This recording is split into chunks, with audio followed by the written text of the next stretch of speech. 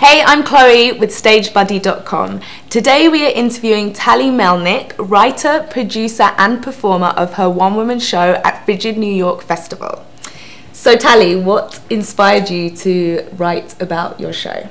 My show is called Maison de Reves, and it's based on the true story of Madame Alexei Popova, who in 1909 confessed to killing over 300 men, all known for abusing their wives and children. So what inspired me most was the fact that it's a woman's story, and I've always been interested in true crime. So when I came across this little bit of information about her, it just started to percolate, and it was just something I kept coming back to. I started asking a million questions, which is always a good sign for a writer, and I just fell in love with her, which is strange because she's a serial killer, but but what she did was just so unique. You know, the fact that she wasn't just killing for the sake of killing. She was actually, you know, essentially helping women in her community that were being abused by their husbands and whatnot. So.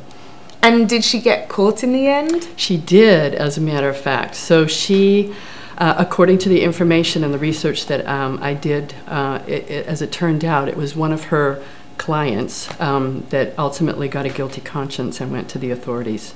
You know, and it was a very religious society, so that it actually made sense to me that, you know, either you're going to, you know, carry on with your life and not really be affected by the fact that you've had your husband killed, or it makes sense, she got a guilty conscience and, you know, went to the authorities. So I wrote all that into the show.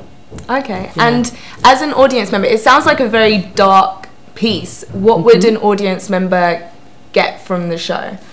Definitely some darkness, but you know, I'm kind of hoping that it's gonna inspire just thoughts and questions, and the idea that, you know, it's a unique story that I think needs to be told, and especially in this sort of time of violence against women, and you know, all this. It's very current for what it's worth. The fact that it was late 19th and early 20th century really doesn't matter, because this is something that's still taking place today. Domestic and sexual violence has not decreased or, you know, gone down in terms of statistics. It's still happening in every corner of the globe. So again, it's very current for what it is.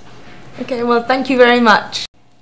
Check out this show and 28 others at Frigid New York Festival. You can find out all the information at stagebuddy.com.